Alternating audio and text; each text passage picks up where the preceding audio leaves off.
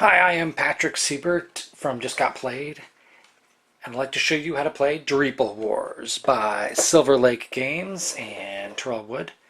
He's a good friend of the show, and I wanted to do a how to play video for him for this very simple, very quick and easy game. Part of the simplicity of the game is how you set up. So the first thing that you would do is lay out these land tokens or tiles. They're circular tiles. The larger ones are called the Land of Men, and the smaller ones are called the Land of Dragons. So on the Land of Dragons tile, you take the matching corresponding dragon gem and put it on those lands. The white for the white, obviously, the purple for the purple, black for the black, orange for the orange, super simple, just lay it out. And for the Land of Men, you place these out, and you randomize the lands as well. You place those out, and then you look at this location on the card. That's the amount of ruins go on the card. It's very important because that is what you want at the end of the game, is you want ruins. They're also victory points. They're multi-purpose, actually. Just to explain a little bit, the number on the far left is the land's attack power. I already mentioned the ruins in the middle. And the number on the far right is its health, what it takes to destroy that land or conquer that land. You'll notice that the dragon tiles have the same thing. They have an attack and a defense. They don't have a number of ruins on them. The only benefit from that is the gem that's on those tiles. So you randomize that, set out the board, place out your ruins on each one. This one gets 4 because the number 4, obviously this one above it also gets 4. 3 ruin tiles go on here, etc., etc. Your board's all set up. Setup for the game is just about done. Next, each player draws a type of dragon. I'm going to take a shadow dragon, and for Brian Fiore, I'm going to give him the Inferno dragon. They each have their own special abilities, and I'll cover that during the course of play. You also grab your corresponding meeple and die color. So the game does come with these custom, cool-looking acrylic translucent meeples and acrylic dice specific to each individual player. Next, you're going to set out these tokens for the game. This is the heart token or a health token. Every time you die, you'll take one of these. At the end of the game, these are -5 points, so you don't want to die, obviously. You have acid tokens. You have, oh, I'm sorry, those are poison tokens. You have acid tokens. You have regular wounds. And you have frost damage. Set those out next to the board so you can see where they're at. Make sure they're able to get at by every single player. And that is the setup. See how easy that was? Super easy. The object game is pretty simple. You want to collect the most amount of dragon ruins, dragon gems, and decimated lands. Each one of them have a point value. So the amount of points that you have at the end of the game is determined by, for every acid token on it, you add an acid token the next turn. These each count as 1 ruin point. The decimated lands themselves have their own ruin point value. Now what happens is I've landed on the land, but the land gets to retaliate. So they're going to do 2 damage to me. Your ruin points are your victory points. Put those onto my card. That's their damage value. 3 actions to choose from. And that is the end of my turn. I'm sorry, when you do set up the game, you take out your little acrylic Dreeple and you put Brian's going to fly and fight. Lands. He doesn't like me attacking those lands. In the course of the game, he's going to take his fly and gather, and I'll show you how to do that. Set it on my land, fly and fight. I'll show you how to do that on Brian's first turn. He is going to attack. Is the next thing. Those are your 3 actions.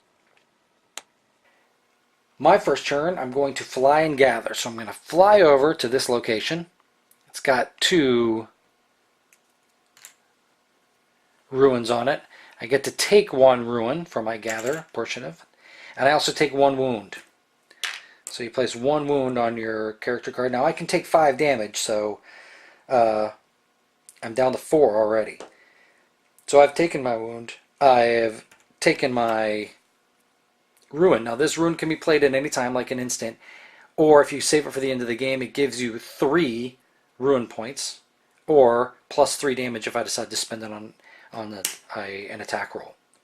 Next, I'm going to show you what fly and fight is. Brian's going to not like me starting to get out early. He's going to fly over and attack. What he does then is he rolls his attack die, which does 4 damage. That's enough to kill me. Hopefully I'll get some blocking going on. Uh-oh, big trouble. You may inflict 1 unblockable damage just before you roll a die during battle. So he automatically does 1 to me. So I'm already down to 2, plus he's doing 4 more. Now these dice have shields on them, so hopefully I'll be able to block some of that damage. It doesn't look like I can block enough. I do not. I do retaliation of 4 points. Brian's maximum is 7. I'm going to go ahead and spend my Dreeple and do 3 damage. That goes into the reserve. That actually will not come back out. I don't know why I just called it reserve.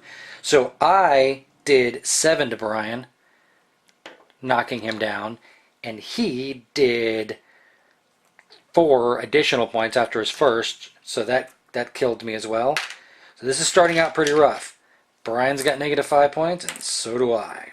That ends turn 2. Next, we turn 3. We both have to spend our action standing up. Now, if you stand up and there's already a dragon there, I assume we go in turn order, that you automatically have to move. To perform the above action, you must move your dragon to a new land. So that means that Brian's automatically going to get to go to a new land, and he's perfectly healthy. He's going to make a decision here. Let's try to pick up some powers. I think Brian's going to fly on over to blue and see if he can make that work. He won't be able to attack this turn because he spent his action standing up. Alright, so now we're going to move on to my turn. I'm going to fly and gather to a new destination. I think I'm going to go head out to someplace a little closer to home. Not that that really matters in this game. But I'm going to fly over here, take 1 point of damage, and take a token. Ooh, 1+1 shield or 2 points. So let's hold on to that. I can't play that anytime in case if Brian decides to get a little frisky again. And now it's Brian's turn. Brian will fly and try to take a gem. He cannot take the gem from where he's currently at. So he's going to go try to pick on somebody a little smaller anyway. He's going to go over to... There doesn't seem to be anybody smaller. He's going to fly over to this guy. It's a 3. The orange dragon. I believe that's the sand dragon. Or it could be the gold dragon. It is the gold dragon. Alright, so we could be in trouble here as well. The gold dragon's poisonous. Brian can add poison tokens. Poison tokens are bad specifically because if you take a poison damage, when you heal, you don't get to take 2 points off. And I'll show you that very shortly as well when I start to heal. So it is Brian's turn. He flew over. He is going to attack that land. So when he attacks the land, it automatically does 3 points of damage to him, unless he can roll the block, but it takes 5. So Brian's going to go ahead and do his 1 point of damage to the land automatically for the fire damage, and then roll his dice. Ooh, that did not work out very well for Brian. He did not defeat the land. He only did 3 points. So we'll put 3 battle markers on there. But he did save himself, though, a point of damage from that 3, so he's going to get 2 battle markers on himself. We're going to keep playing so I can show you what happens when you attack a land and you're successful, unless Brian's just not very successful. We'll have to see what happens there. So that is the end of Brian's turn. I foresee him healing in the near future. I am going to hold off on healing and fly over and try to connect with a few more points if I can. I'm going to fly over here, short jaunt, and pick up another meeple. This is only worth 1, but it lets me re-roll the die. So I'll keep those very close at hand. I do have to take the 1 point for flying into the new area for flying and gathering. Now Brian's going to take it. That's the end of my turn. Brian's going to take his turn to heal. So he's going to heal these 3, or the 2, actually he wouldn't heal, right? He would only has 2 damage, so he's not going to heal. He's going to fly over and try to acquire this gem from this location, the blue one. The lightning dragon, as it would be. So Brian flies over there. He's going to place another attack. They do 2 damage to him. He shields 1, so Brian takes an additional damage. He only did 2 plus his 1 to begin with, so he's done 3. Now, that puts him in a bad spot because he cannot attack the same land twice in a row. He's got to move and attack. So that means that is a ripe for the picking situation for me, which is exactly what I'm going to do. I'm going to fly over there and take that on my next turn once Brian leaves. So not my next turn. Instead, I'm going to take this opportunity to, again, fly, and you know what? I'm not. I'm going to heal. When you heal 2 wounds, unless you have a poison counter on you. So you heal 2 wounds. I just healed myself all the way up to max. I'm getting ready for taking over that blue gem for the lightning dragon. So Brian's turn, he's going to try to head back to this location for the gold dragon, because that one does do poison damage, and he likes the idea of that, because he does an automatic unblockable damage, which means he'll automatically do a poison damage on me as well. So Brian flies back over. The land's going to do 3 points of damage to Brian, unless he can shield it, which let's hope he does. He's going to shield it and do... He automatically does a point of damage if he hits. Oh no, he does an unblockable damage. So Brian has... The heart on that was 5. Brian's pretty much got this one sewn up.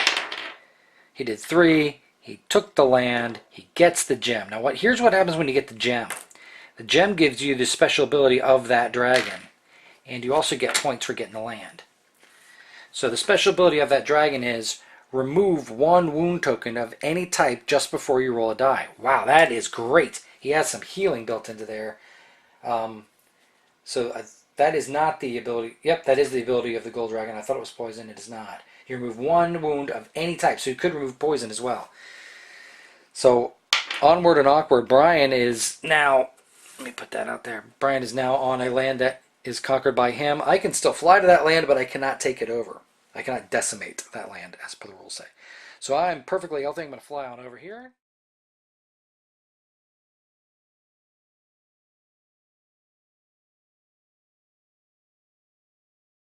Alright, so that was the how to play video for Dreeple Wars by Terrell Wood and Silver Lake Games. In addition to the how to play, I'm going to give you my likes and dislikes. We do have a full review on Just Got Played coming out very, very shortly, but this is just my initial thoughts on the game. The first thing is I would like to see maybe a little bit different graphic design. I would like maybe a more eye-appealing font, and then something that's stroked, like the letters would be stroked in the darker areas of the box, so it would make it pop out a little bit more for you too. Even just a little teeny mild semi-opaque stroke can help a lot in those kind of situations. The other thing is a little bit of polish on the rule book.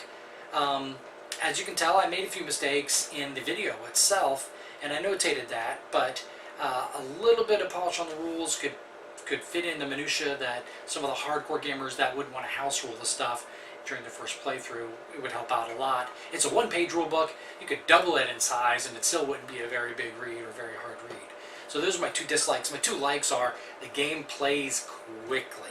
It really does go fast. Turns go very quickly. There's only 3 options that you have during your turn, so you can't suffer from analysis paralysis too bad during the course of the game, although I did have a game where somebody did suffer from analysis paralysis a little bit.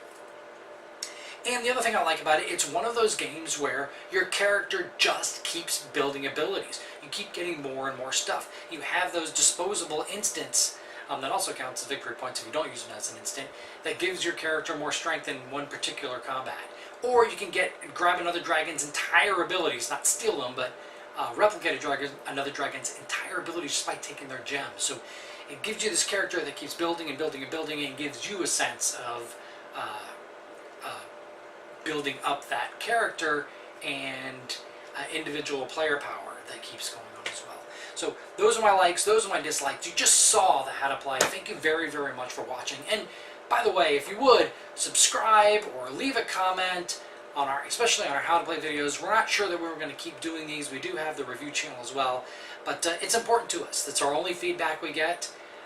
So let us know how you liked them. And thank you very much for watching Just Got Played, How to Play videos.